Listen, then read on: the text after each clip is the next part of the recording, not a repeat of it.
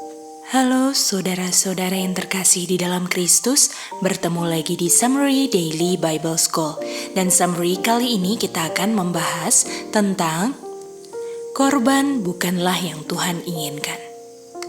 Nah, kita sudah bahas yang kemarin bahwa appointed time itu ada terus di sebelum dosa ataupun setelah dosa. Yang ditambahkan setelah dosa adalah korban. Tetapi di Hebrews 10 ayat 4 dikatakan bahwa darah domba itu tidak membayar hutang dosa karena yang dapat membayar hutang dosa adalah darah Tuhan Yesus. Di mana di Kolose 2 ayat 14 dikatakan bahwa the handwritings of the ordinances atau hutang dosa itu dipakukan di kayu salib. Yang kita sudah belajar bahwa Kolose 2 ayat 14 adalah peristiwa kayu salib yang paralel dengan 1 Korintus 5 ayat 7, yaitu Christ our Passover. Nah, sekarang kita mau lihat dari sisi korban yang mana darah domba itu tidak bisa membayar hutang dosa. Di Mazmur 40 ayat 6, kita baca di sini bahwa korban-korban yang Tuhan perintahkan untuk dilakukan pada waktunya, Tuhan tidak inginkan. Artinya, korban yang nebeng dengan feast, appointed time, tidak diinginkan Tuhan. Jadi, pertanyaannya, apakah dengan korbannya tidak diinginkan, kita main pakukan saja appointed time atau feast yang sudah ada sebelum ada dosa? Ada ayat yang sering dipakai oleh orang-orang yang menolak feast dan menggunakan ayat ini untuk membuktikan bahwa Tuhan tidak suka, benci kalau saya merayakan feast. Ayatnya berada di Yesaya 1 ayat 13 dan 14. Dikatakan tidak usah bawa lagi persembahan yang sia-sia. Kamu punya new moons, sabat, dan kamu punya assemblies. Itu adalah iniquity, termasuk juga solemn meeting. Dan dikatakan di ayat 14, kamu punya new moons, kamu punya appointed feast. Tuhan benci. Jadi banyak orang yang menggunakan ayat ini dengan mengambil kesimpulan bahwa Tuhan saja benci appointed time feast. Terus kalau Tuhan sudah benci, kamu mau pelihara lagi? Jadi kita harus tahu kenapa Tuhan kasih appointed time, feast. Seperti yang kita sudah pelajari bahwa appointed time feast itu untuk melihat kasih Bapa, yang mana kasih Bapa itulah yang bisa membuat kita berhenti berdosa. Artinya tujuan dari appointed time itu adalah untuk supaya kita berhenti berdosa. Artinya kalau kita tiadakan appointed time hanya karena ayat ini tanpa membandingkan ayat-ayat lainnya, artinya orang gak bisa pernah berhenti berdosa.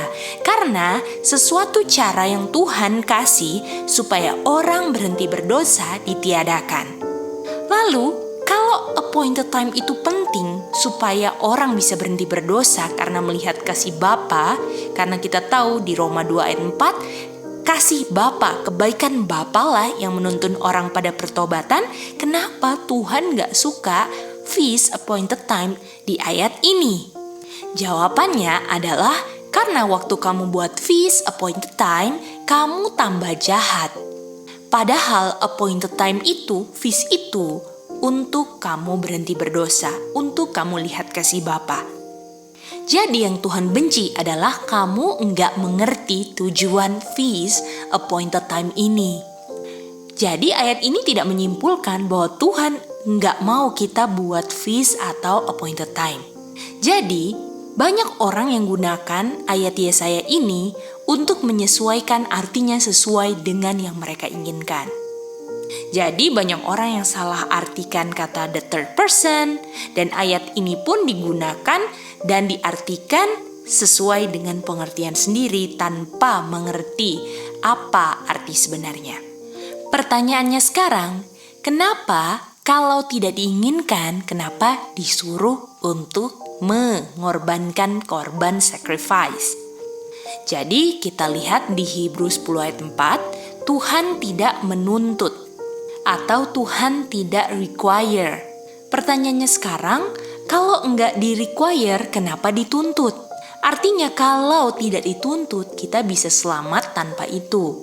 Tapi pertanyaannya kenapa di-require? Kalau bisa selamat tanpa itu? Kesimpulannya, kalau dia dituntut tapi tidak dituntut, artinya kamu butuhkan itu untuk selamat, tapi bukan itu yang menyelamatkan kamu. Buktinya, setelah kayu salib, saya bisa selamat tanpa yang tidak dituntut. Tetapi, yang dituntut itu, saya nggak bisa. Kalau saya nggak bikin itu, saya bisa selamat. Artinya, kalau korban itu tidak di-require, yang di-require adalah Tuhan Yesus.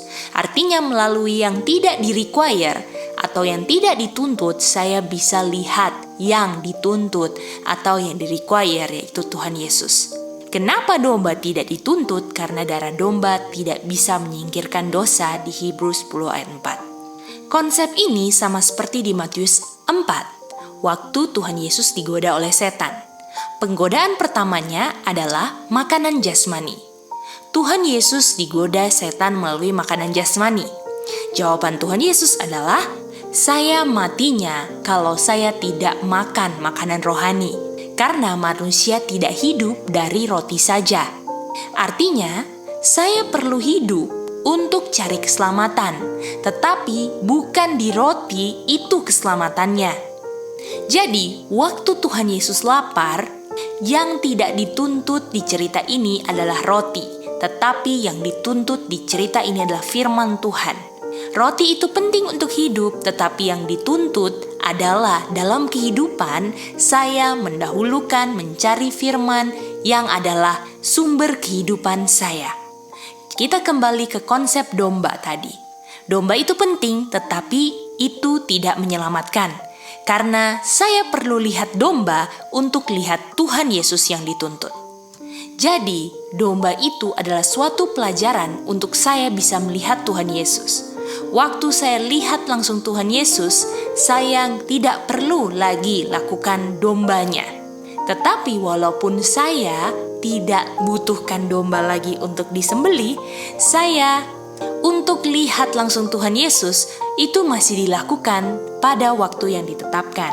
Karena ingat, appointed time, feast, waktu yang ditetapkan itu jalan terus, walaupun dombanya sudah tidak lagi dilakukan setelah kayu salib. Dan setelah kayu salib pun saya harus lihat Tuhan Yesus dan melihat Tuhan Yesusnya saat appointed time. Jadi domba itu adalah suatu ilustrasi untuk saya bisa lihat Tuhan Yesus. Dan waktu saya sudah bisa lihat Tuhan Yesus langsung, saya tidak perlu domba. Dan waktu bisa lihat langsung itu, saya masih butuh appointed time-nya untuk melihat Tuhan Yesus punya kebaikan, Bapa punya kasih terhadap saya. Jadi kita sudah bahas Hebrews 10 ayat 4, kenapa domba tidak di-require. Nah pertanyaannya kita mau lanjut baca ke ayat 5 untuk melihat apa yang di-require berdasarkan ayat 5. Jadi dikatakan di ayat 5, waktu Tuhan Yesus datang ke dunia, korban dan persembahan engkau tidak inginkan, tetapi yang diinginkan atau di-require adalah tubuh bukan domba. Karena ingat, domba tidak bisa membayar hutang dosa. Jadi kita dapat di sini yang di-require adalah tubuh. Nah, kalau tubuh kita kayak mana? Kita langsung ke Matius 26 ayat 26. Dikatakan, ambil roti ini. Kenapa ambil roti? Karena roti ini adalah tubuhku.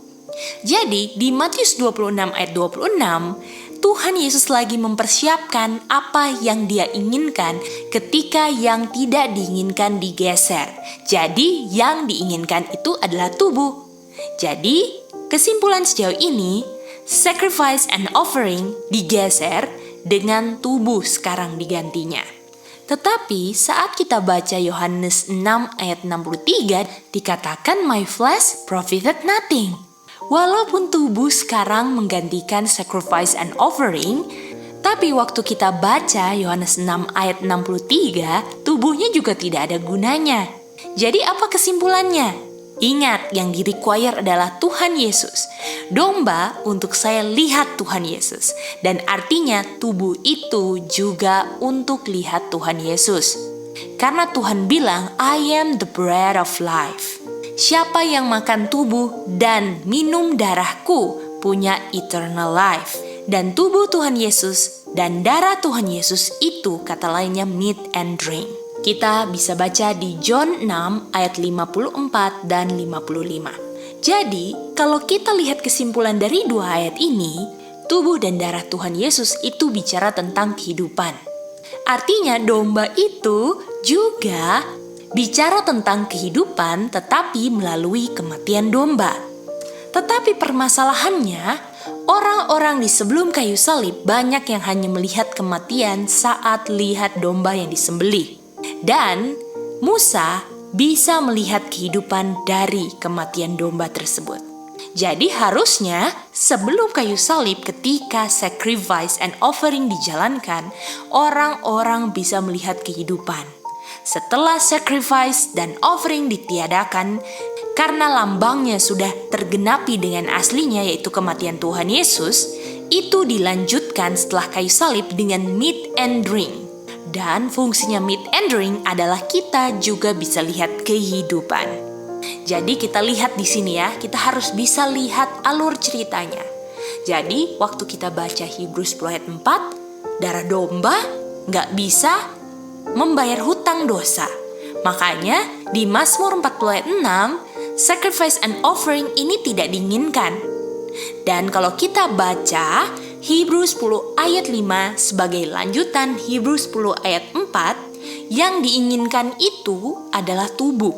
Dan kalau kita baca di John 6 ayat 54 dan 55, kata lain tubuh ini adalah meat and drink. Tetapi di John 6 ayat 63, flesh itu profited nothing. Artinya tubuh dan domba sama-sama tidak bisa menyelamatkan. Tetapi tubuh dan domba ini yang tidak bisa menyelamatkan menunjuk kepada Kristus yang menyelamatkan.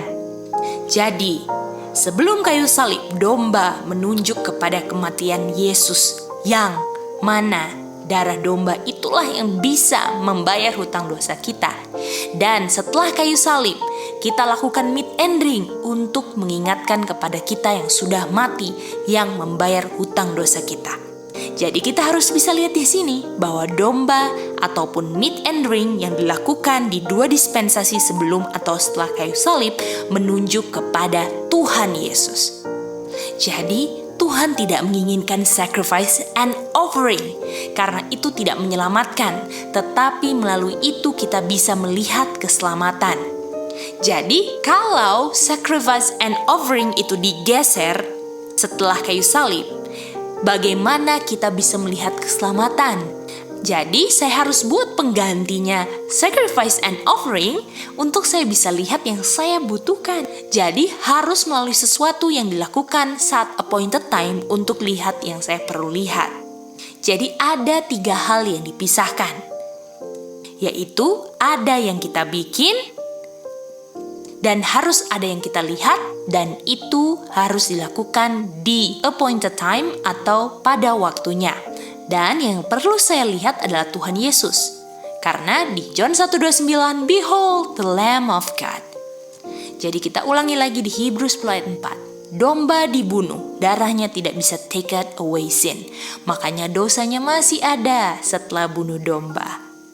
Artinya kalau saya harus behold the Lamb of God, saya harus lihat yang take away sin melalui yang tidak take away sin. Dan harus ada darah yang tercurah untuk pengampunan dosa. Dan darah itu pasangannya tubuh. Jadi ketika tubuh mati, darah tercurah. Dan kita tahu inilah kematian Tuhan Yesus. Dan di 1 Korintus 5 ayat 7, Kristus yang sudah mati, tubuhnya mati, darahnya tercurah. Di saat ini, domba tidak perlu mati lagi. Yang kita tahu, domba ini disacrifice di appointed time. Sehingga pada waktunya, itu tidak perlu lagi sembelih domba. Kenapa tidak perlu lagi pada waktunya sembelih domba? Karena Kristus sudah mati kan? Kalau tidak perlu sembelih domba karena Kristus sudah mati, oleh sebab itu mari kita pada waktunya bikin apa? Di ayat 8 dibilang let us keep the feast. Mari kita berkumpul pada waktunya untuk worship God tanpa bawa domba. Ingat, feast itu adalah ketika 2 atau 3 orang yang berkumpul untuk worship God. dan sudah di-establish sebelum ada dosa. Jangan coba lakukan sesuatu yang sudah ada sebelum dosa. Jadi ketika Yohanes Pembaptis bilang di Yohanes 1 ayat 29, "Behold the Lamb of God," lihat anak domba Bapa yang mengambil dosa dunia. Dia mengambil dosa siapa? Dia ambil dosa Adam dan semua keturunan Adam yang terakhir lahir. Dan ketika ini dikatakan, semua orang yang ada di dunia ini keturunannya Adam dan Hawa diberikan kesempatan untuk semuanya bisa diambil dosanya oleh Tuhan Yesus. Dan untuk mendapatkan kesempatan ini harus lihat Tuhan Yesus dong. Makanya sebelum kayu salib, lihat Tuhan Yesusnya melalui lambang domba. Dan setelah kayu salib, lambang dombanya tidak perlu lagi. Sekarang saya lihat Tuhan Yesus yang ambil dosa saya itu lewat apa? Pertanyaannya sekarang apa sih pentingnya untuk lihat sehingga dosa saya bisa di take away? Karena di John 1:29 ketika saya lihat Tuhan Yesus, Yesuslah yang take away dosa saya. Nah, mari kita buka di 1 Korintus 1 ayat 23-24. Preaching of the cross. Ajaran tentang kayu salib. Itu adalah kuasa Tuhan. Artinya kalau kita lihat kayu salib, kita sedang lihat kuasa God. Dan di Roma 1 ayat 16, lihat kayu salib, lihat kuasa God. Itu adalah lihat kuasa yang menyelamatkan kamu. Dan setelah kayu salib, lihatnya itu melalui yang bukan domba. Karena tidak ada domba lagi setelah kayu salib. Dan ingat loh ya, bahwa sebelum kayu salib pun domba itu tidak ada kuasa untuk menyelamatkan dari dosa.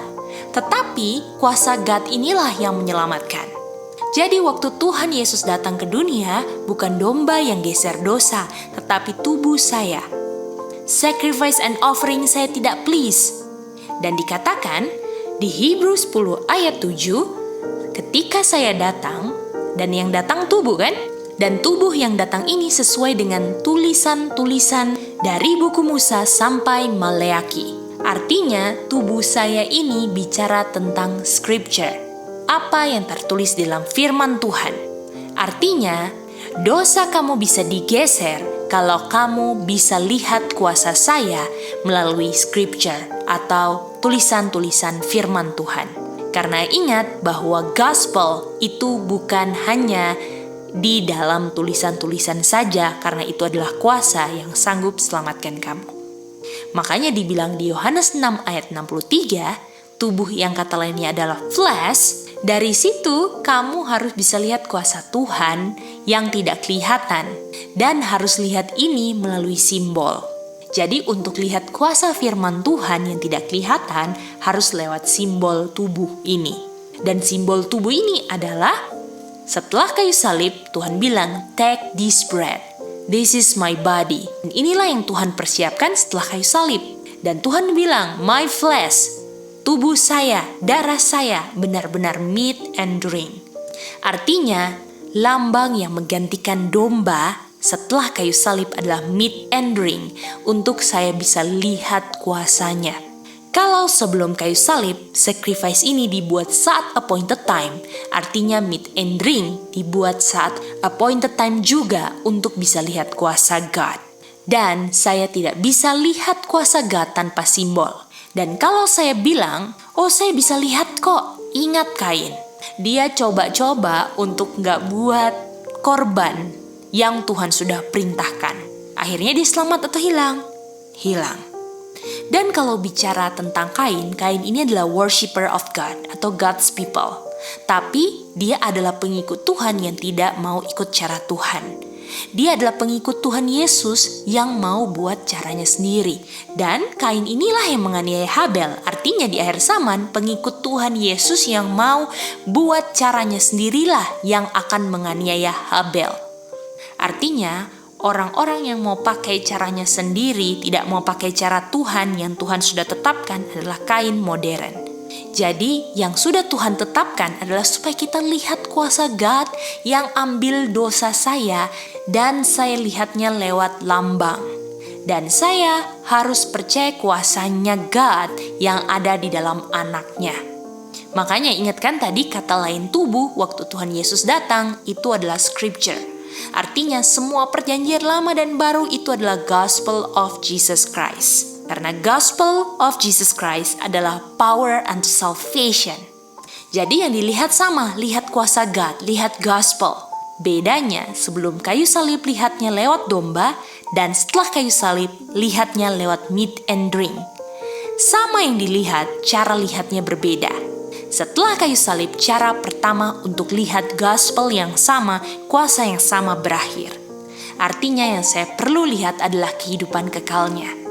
Jadi sebelum kayu salib, dijalankanlah domba yang disembelih atau kematian. Itu untuk bisa lihat Tuhan Yesus nanti mati, walaupun Yesus belum mati. Dan dengan melakukan kematian atau potong domba yang harus mati, itu saya sedang mengakui, acknowledge Tuhan Yesus mati untuk saya dan saya bisa lihat kuasanya untuk saya bisa hidup kekal dan tidak berdosa.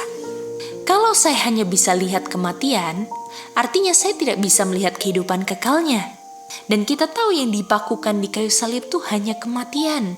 Dan kalau saya hanya lihat kematian, saya tanpa sadar, saya pakukan juga kehidupan kekal yang saya tidak bisa lihat. Dan kita sudah baca kan di John 6 ayat 54 dan 55. My flesh and my blood ini adalah eternal life. Meat and drink ini adalah eternal life. Dan kenapa meat and drink ini dipakukan? Padahal meat and drink ini adalah kehidupan kekal. Yang dipakukan tuh cuman kematian. Artinya di akhir zaman ini banyak orang yang tidak bisa lihat cara Tuhan yang Tuhan berikan agar manusia bisa berhenti berdosa. Jadi saat orang buat meat and drink itu supaya dapat eternal life, supaya tidak mati. Dan karena tidak mati ada buat praise and thanksgiving karena sudah dapat eternal life. Artinya orang yang lihat kematian saja, artinya mereka cuma lihat hukum. Kalau saya cuma lihat hukum itu bukan solusinya. Dan jangan heran kalau orang-orang tersebut hanya lihat tuduhan hukum saja. Banyak orang yang tidak bisa lihat eternal life. Malahan mereka coba untuk memenuhi eternal life itu dengan bunuh domba. Nah, ini namanya salvation by works. Jadi bukan karena kamu bunuh domba, kamu dapat eternal life. Harusnya melalui bunuh domba kamu bisa lihat eternal life itu. Jadi banyak orang yang pikir kreditnya itu saat menjalankan pembunuhan domba. Seharusnya waktu bunuh domba itulah saat dimana untuk lihat kuasa Tuhan yang sanggup menyatakan saya righteous. Ingat, bukan usaha saya yang selamatkan saya, tapi Tuhan punya kuasa yang selamatkan kita dari kematian dan pelanggaran. Dan yang saya lihat adalah kayu salib, kuasanya untuk selamatkan saya, dan itu adalah gospel. Jadi karena yang mereka bisa lihat hanyalah kematian hasil tuduhan hukum, karena yang dikasih tunjuk adalah kematian, makanya mereka bunuh domba. Padahal bunuh dombanya ini adalah untuk lihat Tuhan Yesus. Makanya jangan heran saat Tuhan Yesus sudah mati, karena mereka tidak melihat Tuhan Yesusnya, setelah Tuhan Yesus mati mereka tetap bunuh domba. Artinya mereka tidak pernah lihat kenapa mereka bisa berhenti berdosa. Jadi kesimpulannya, Christ crucified itu adalah power of God, yang adalah gospel of Christ. Gospel itu adalah buku yang terbuka. Dan kalau itu ditutup, itu adalah hukum. Artinya gospel itu adalah bagian daripada hukum. Yang bisa saja orang tidak bisa lihat gospel ini kalau buku ini tertutup. Makanya di Exodus 20, ketika kamu berdosa, ya kamu harus mati. Banyak yang ketakutan ketika Tuhan sedang berbicara 10 hukum. Katanya jangan Tuhan yang ngomong, nanti kami mati. Makanya disuruh Musa kan yang ngomong. Dan di saat kita berdosa dan kita harus mati, itu bagian dari buku yang tertutup. Dan kalau kita buka buku itu jadi gospel kan? Yang bilang kamu harus mati, mati untuk kamu. Artinya gospel ini memenuhi tuntutan hukum yang bilang saya harus mati dan berikan kuasa untuk kamu supaya tidak mati. Artinya waktu mereka bunuh domba, mereka tidak bisa lihat gospel. Dan oleh karena itu mereka tidak pernah bisa berhenti berdosa. Makanya Tuhan bilang di Yesaya 1 ayat 13, 14, 15, saya sudah capek dengan kamu punya new moon, assembly dan semua. Itu konteksnya. Tuhan tidak pernah bilang kamu tidak perlu bikin new moon dan lain-lainnya. Yang Tuhan bilang, saya tidak inginkan domba-domba itu semua. Saya nggak inginkan kamu bikin new moon, assembly semua. Karena domba itu kamu besar-besarin tanpa bisa melihat saya. Makanya karena kamu gak bisa lihat saya, waktu saya datang kamu malah membunuh saya. Dan kalau kita ke cerita setelah kayu salib, yang tadi di require adalah tubuh kan? Tetapi tubuh itu profited nothing. Dan tubuh ini adalah di dalam buku atau scripture. Dan tubuh tadi ada connect dengan meat and drink. Tetapi waktu kamu makan itu bukan eternal life.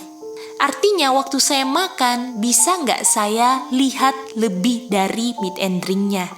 Artinya jangan cuman saya make sure saya nggak pernah telat, nggak pernah nggak hadir communion, meat and drink.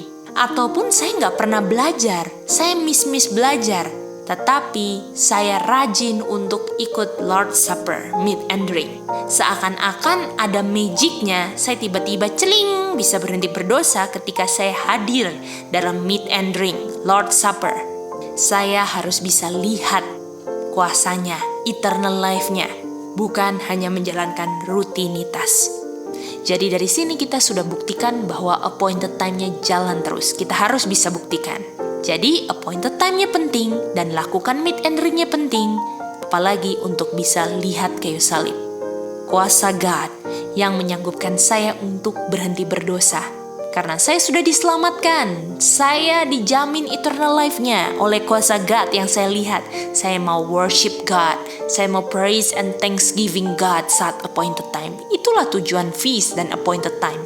Kenapa mau ditiadakan? Kesimpulannya, apa guna appointed time kalau tidak lihat the love of God, saudara-saudaraku? Ketika saya worship di appointed time, saya mau berterima kasih pada Tuhan.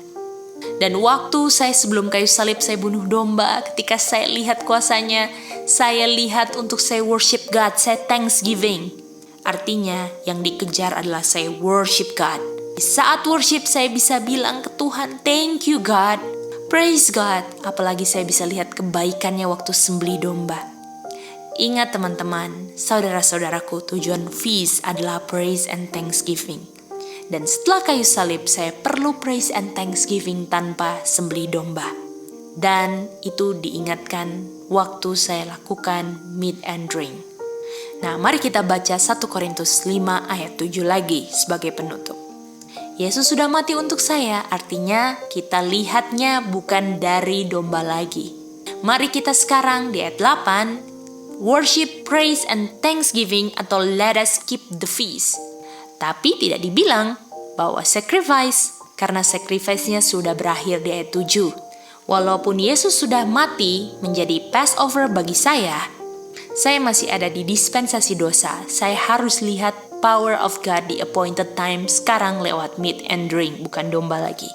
Dan di Kolose 2 ayat 14, ayat paralel 1 Korintus 5 ayat 7, karena kamu punya dosa sudah dibayar hutangnya oleh Tuhan Yesus, di ayat 16 dikatakan let us keep the feast yang dibuat saat holidays, new moon, sabat, appointed time, atau feast.